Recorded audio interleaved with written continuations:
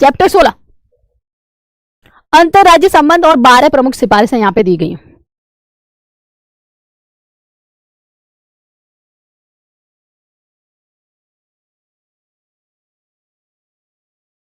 जल विवादों का न्याय निर्णय, परिषदों के माध्यम से समन्वय, सार्वजनिक कृत्यों और अखिल अभिलेखों को पारस्परिक मान्यता, व्यापार और वाणिज्य की स्वतंत्रता। अब यहाँ पे आर्टिकल 263 के बारे में कुछ बोला गया है,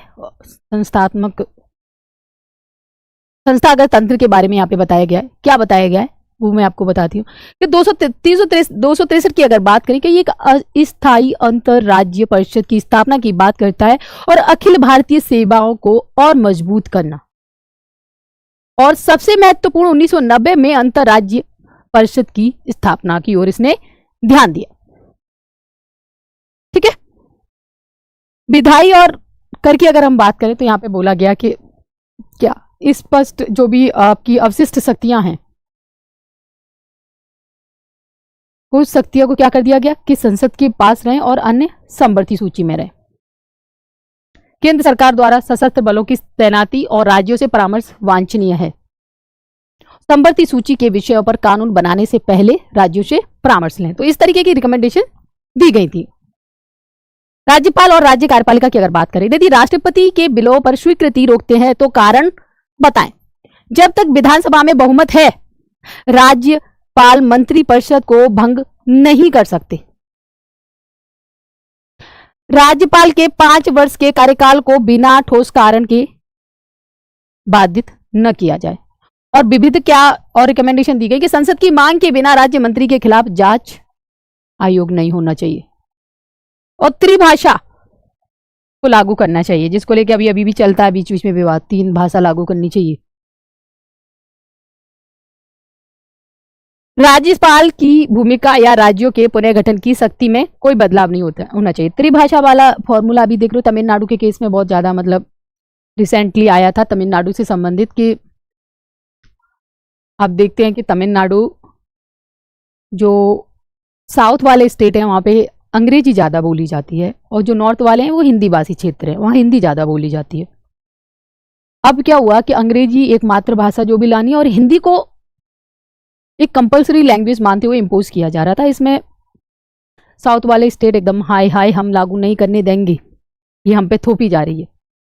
तो काफी क्रिटिसिज्म हुआ था, फिर अभी रुक गया, अभी चल रहा है वो विवाद में। तो ये थोड़ा सा विवाद का विषय था कि भाषा को क्या है इम्पोज नहीं करना है, फोर्सफुली इम्पोज नहीं करना है, चॉइसेस पे छोड़ दो, ऐसी यहाँ पे मांग उठी थी। और अभी एक और भी तो आया था कुछ, एक भाषा के लिए अभी रिसेंटली एक और चल रहा था कुछ मुद्दा, क्षेत्रीय भाषाओं का था शायद, कुछ क्षेत्रीय लैंग्वेज का था या इंग्लिश कंपलसरी का कुछ था।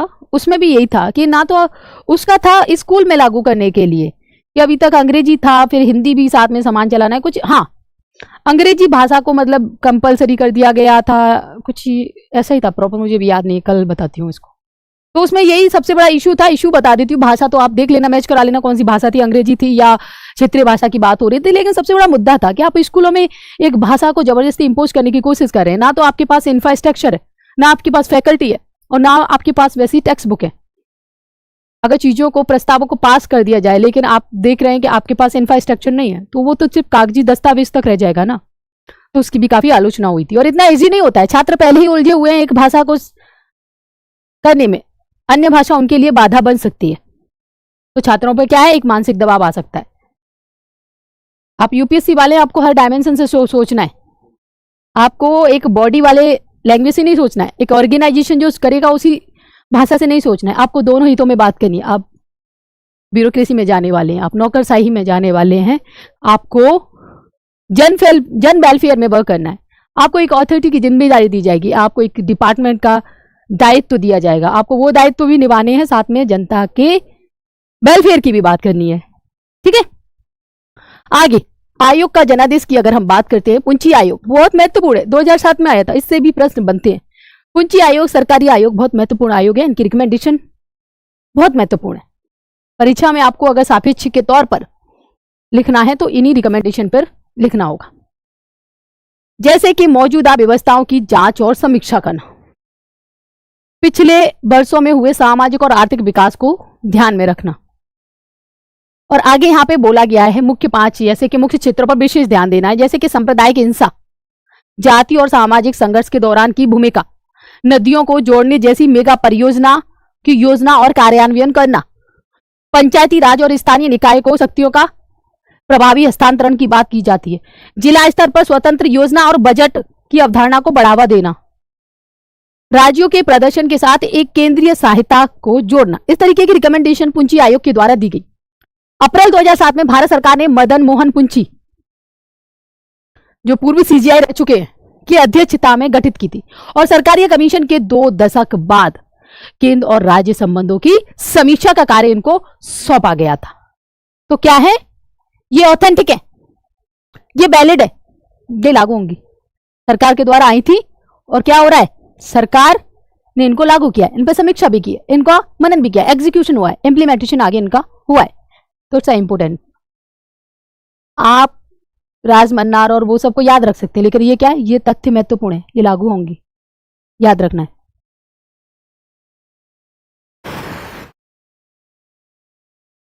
अब पढ़ते हैं हम अंतरराज्य जल विवाद के बारे में। अनुच्छेद 262 में यहाँ पे क्या बात होती है उसके बारे में पढ़ते हैं। अनुच्छेद 262 की बात करें, संसद 2 कानून बनाएगी, रिवर्स बोर्ड एक्ट 1956 और inter state water dispute act 1956 की बात कही जाती है। यानी कि संसद कानून द्वारा किसी भी अंतरराज्य नदी के उपयोग और वितरण या नियंत्रण के विवाद का न्याय निर्णय कर सकती है। यानी कि संसद यह भी प्रावधान कर सकती है कि सुप्रीम कोर्ट या कोई न्यायालय ऐसे विवाद में अधिकार क्षेत्र का प्रयोग नहीं करेगा, ये संसद डिसाइड कर सकती है। समझ रहे हो, संसद ये बात मेंशन कर सकती है कि अंतरराज्य नदी के उपयोग, वितरण, नियंत्रण के विवाद का न्याय निर्णय कर सकती है, और ये भी प्रोविजन कर सकती है कि सुप्रीम कोर्ट या कोई अन्य न्यायालय ऐसे विवाद के अधिकार क्षेत्र का प्रयोग ना करे। अब यहां पे कुछ ट्रिब्यूनल्स दिए गए हैं, ये ट्रिब्यूनल्स महत्वपूर्ण है, लिस्ट महत्वपूर्ण है, किस किस के बीच में ये महत्वपूर्ण है परीक्षा की दृष्टि से। यूपीएससी के लिए मैं ऐसा नहीं बोलूंगी कि डायरेक्ट ये पूछ लेगी बताओ भैया कौन सा ट्रिब्यूनल कब बना और राज्य स्टेट बीच लगा दो टिक। बहुत ही रेयर ऑफ द ईयर एक आध क्वेश्चन ऐसा बना देती है यूपीएससी प्रीलिम्स में, ठीक है, इतना इजी नहीं आता एकदम हलवा जाओ लगा दो। ये पीसीएस में आता है, पीसीएस में, पीसीएस की प्रीलिम्स की डिमांड जितना आप फैक्ट रट सकते हो, और फैक्ट ऐसा नहीं कि देश कब आजाद हुआ 1947 में, संविधान कब हुआ 1950 में, ऐसा नहीं, कुछ वैलिड इस तरीके के फैक्ट, थोड़ा सा एनालिटिक वे में फैक्ट मैटर करता है पीसीएस में, प्रीलिम्स की बात कर रही हूं। मेंस में कैसे यूज कर सकते हैं, यूपीएससी के लिए क्या यूज है। अब आ गया भाई ट्रिब्यूनल अंतरराज्य जल विवाद के बारे में आप बता रहे हो, आप उसमें पहला केस कोई शेयर कर रहे हो कि सबसे पहला केस आया था कृष्णा जल विवाद ट्रिब्यूनल 1969 में, जिसमें आप देखते थे महाराष्ट्र, कर्नाटक और आंध्र प्रदेश के बीच में जल विवाद जैसी स्थिति देखने को मिली। उस समय जो रिकमेंडेशन दी गई थी उस आधार पर हम ऐसा ऐसा कह सकते हैं। तो आप केसेस का रेफरेंस दे सकते हो, ये आपके आंसर को सटीक ले जाएगा, आपके अप्रोच को भी एग्जामिनर से कोऑर्डिनेट कर पाएगा, एग्जामिनर समझेगा बच्चे ने पढ़ा है, नॉलेज है उन तथ्यों के प्रूफ की तरफ, और ऐसे मार्क्स मिलते हैं। इसके लिए हमेशा बोलते हैं टॉपर्स कॉपी देखते रहो, टॉपर्स कॉपी देखते रहो, पता चल जाएगा कैसे आंसर राइटिंग है, कैसे फैक्ट फिगर डाटा एग्जाम्पल कैसे मेंशन करते हैं। ओके, कृष्णा जल विवाद की बात करें, 1969 में महाराष्ट्र, कर्नाटक, आंध्र प्रदेश के बीच में आया था। गोदावरी जल विवाद की बात करें, 1969 में आया था, ये भी अब यहाँ पे क्या भाई साहब क्या बढ़ गया,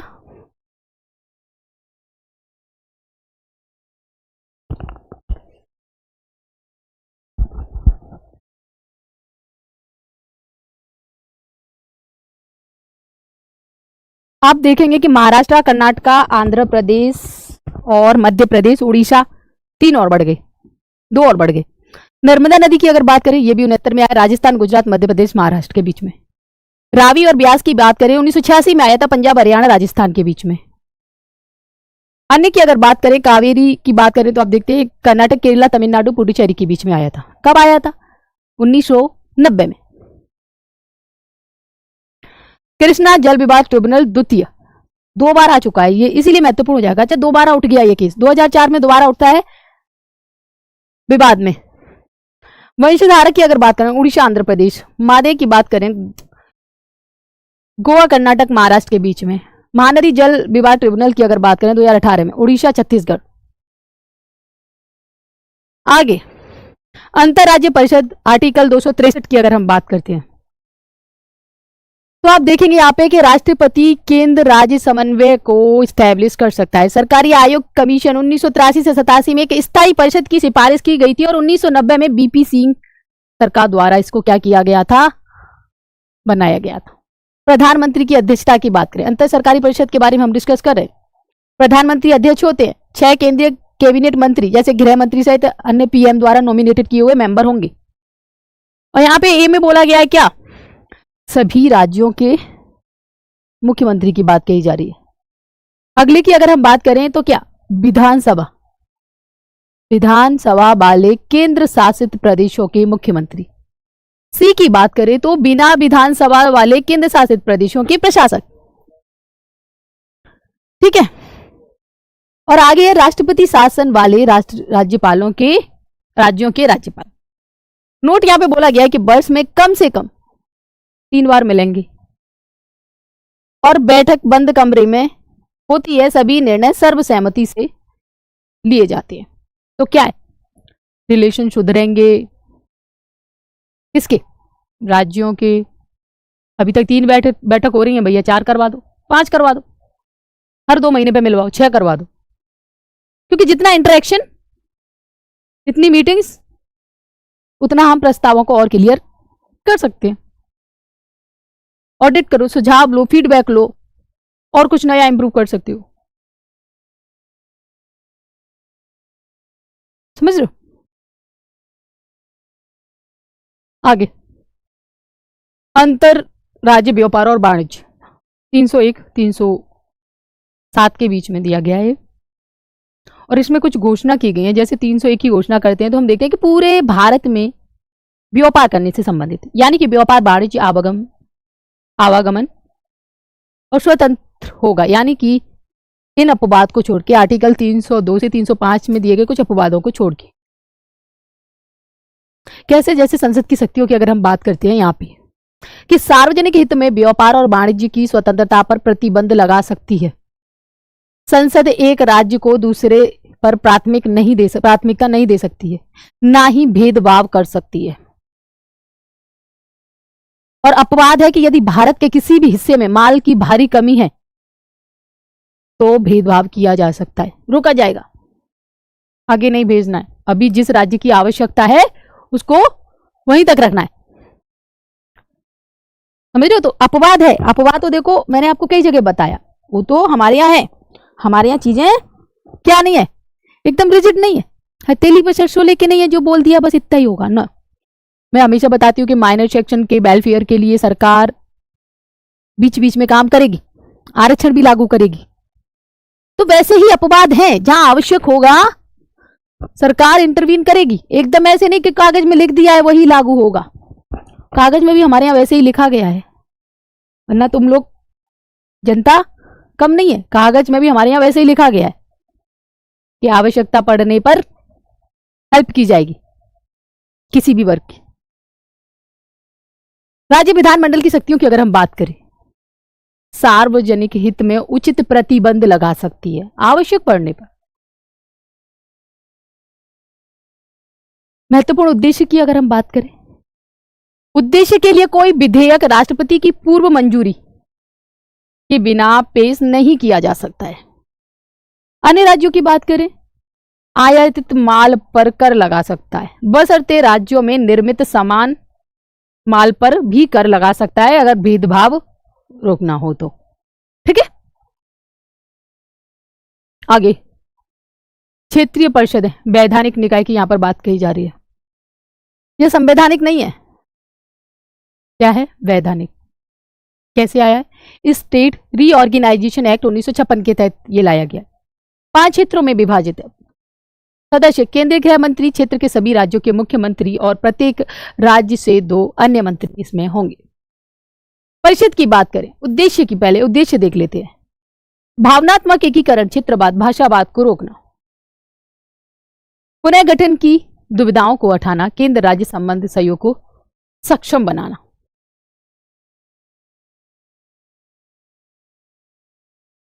अब यहाँ पे परिषद मेंशन की गई है और उसकी लोकेशंस मेंशन कर दी गई हैं और उनका हेडक्वार्टर भी यहाँ पे बताया गया है। जैसे आप देखेंगे उत्तरी की बात की गई है, मध्य, पूर्वी, पश्चिम और दक्षिण, बहुत ही अच्छे से कैटेगराइजेशन किया गया है, पूरब, पश्चिम, उत्तर, दक्षिण और मध्य। सिंपल वैसे ही आपको रखना है। उत्तर की अगर बात करें, भारत के इस वाले क्षेत्र की बात हो रही है, तो आप देखेंगे कि यहाँ पे जम्मू कश्मीर, हिमाचल, हरियाणा, पंजाब, राजस्थान, चंडीगढ़, दिल्ली, लद्दाख, इतनी चीजें इसमें आ जा रही हैं यहाँ तक। ठीक है, मुख्यालय का है दिल्ली। ये अब थोड़ा नीचे चलते हैं, मध्य की बात चल रही, तो मध्य की बात में क्या है, अब ये भारत का ये वाले हिस्से की बात हो रही है। तो इधर आपका उत्तर प्रदेश, इधर आपका उत्तराखंड, इधर उत्तर प्रदेश, फिर यहाँ पे आपका छत्तीसगढ़, फिर ये पूरा मध्य प्रदेश ने कवर कर लिया। तो इसका हेडक्वार्टर कहाँ पे है, इलाहाबाद, इधर जो आपका भारत यहाँ पे। तो ये कौन सा हो गया क्या हो गया, ये मध्य। अब बात हो जा रही है किधर, पूर्वी क्षेत्र की, इधर की बात हो रही है अब भारत के इस वाले हिस्से की। तो इधर कौन होगा आपका, यहाँ पे बिहार हो गया, बिहार से नीचे झारखंड हो गया, इधर क्या है, पश्चिम बंगाल हो गया, यहाँ नीचे उड़ीसा हो गया। हेडक्वार्टर क्या है भैया इसका, कोलकाता में, यहाँ पे। अब बात हो रही है पूर्वी क्षेत्र हो गया, अब हो रही है पश्चिमी, भारत के इस वाले क्षेत्र की बात हो रही है। अब पूर्वी क्षेत्र में इधर क्या, गुजरात तो होगा ही होगा, नीचे आपका महाराष्ट्र हो गया, महाराष्ट्र नीचे साथ में गोवा को भी लपेट लिया, इधर दादर नागर हवेली वाली चीजें, और क्या बचा, दमन एंड द्वीप। तो ये क्या हो गया, पश्चिमी क्षेत्र। अब किधर की बात हो रही है, इधर की, नीचे वाले क्षेत्र की। तो अब यहाँ देखेंगे कि इधर आपका आंध्र प्रदेश, इधर है आपका कर्नाटका, तमिलनाडु, केरल, पुडुचेरी। तो ऐसे इसका कैटेगराइजेशन किया गया है। ठीक है,